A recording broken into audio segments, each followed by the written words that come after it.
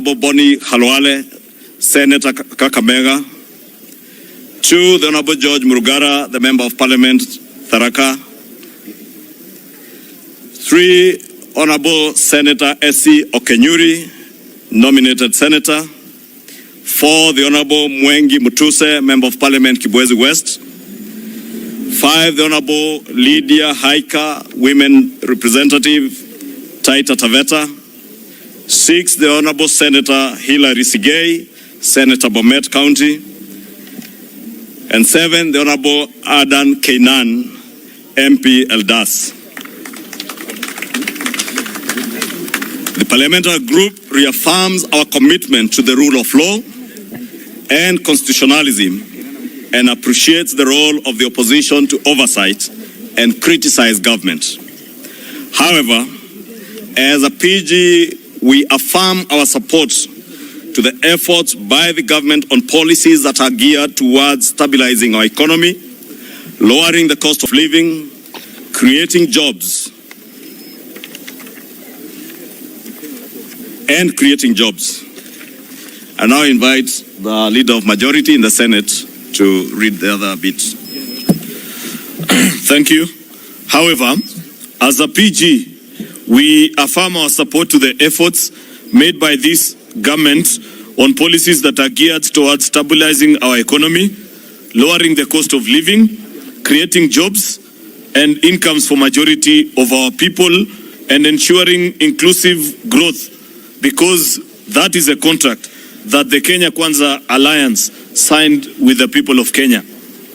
As a PG also, we resist the attempts by the opposition to force or blackmail the government to implement failed policies of the last regime that drove the country into economic mess, including the corruption-ridden consumption subsidies, irresponsible borrowing and gross fiscal mismanagement through the state capture. We particularly support the government's policy of subsidizing production rather than consumption and the prudent fiscal management within a framework of managed debt levels. We are not refusing to take advice. We will listen to every Kenyan, but we find it rather difficult to take advice from the very people that put us in the mess we are in today.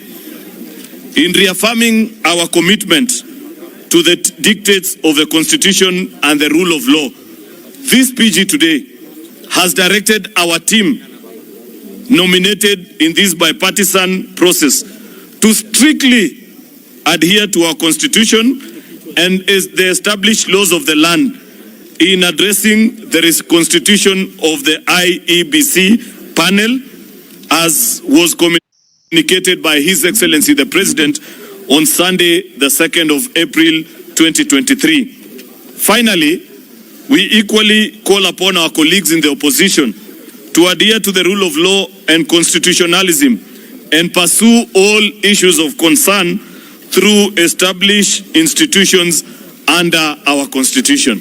We thank you. We'll appreciate maybe if there are 1 or 2 questions, then we can call it a day. Thank you so much. My name is Emmanuel Toh from KTN News. 2 questions. Civil servants have not been paid and have been a delay in salaries. Is the government broke? Number 2, both sides have stuck to their guns that you do not want conversations outside Parliament, but Azimio want conversation out of Parliament. Is it a take it or leave it, or what is it? Okay. We'll take about maybe 2 or 3 questions and respond to them. My name is Chemutai Goin from Citizen TV, and I have 1 question. The opposition, while they formed their team, has also wanted that the talks be expanded to address other issues.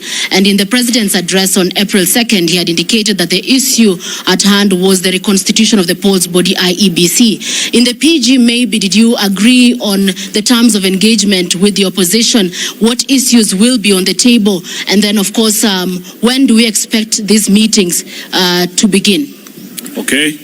The last question, the third one, then we can answer. Thank you. My name is Ibrahim Karanja from NTV. Again, parts of the demands by the opposition, which you have said that you support the policies by the president to lower the cost of living, but they are very particular that they are not getting into any meeting with you if the price of unga in particular has not gone to 100 shillings.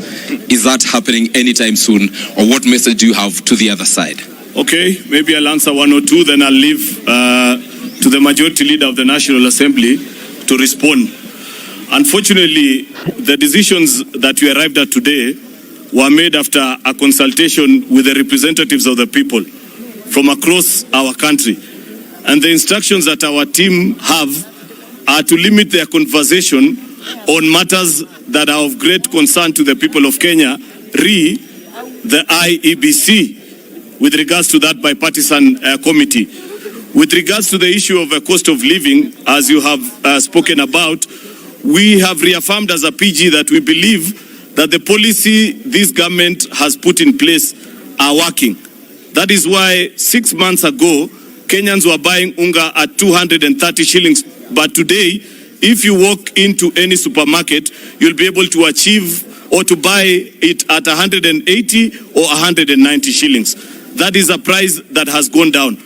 So we are willing to educate and teach our colleagues from the opposition on how the programs that this administration is running are working.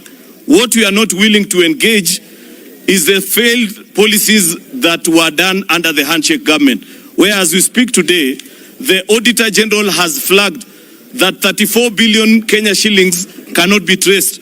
If you meet the millers, they will tell you they haven't been paid.